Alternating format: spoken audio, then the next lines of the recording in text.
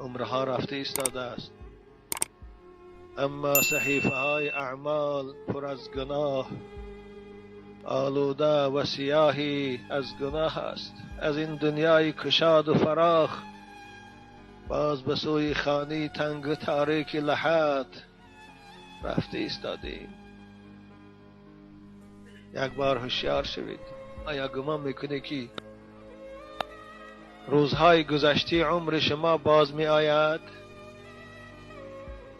آیا باور دارید که بعد از این مرگ دیگر زنده شدن نیست؟ آیا یقین دارید که این حیات همیشگی است و شما رفتن ندارید؟ نه. قسم به خدا که روز مرگ شما را از اینجا میبرد.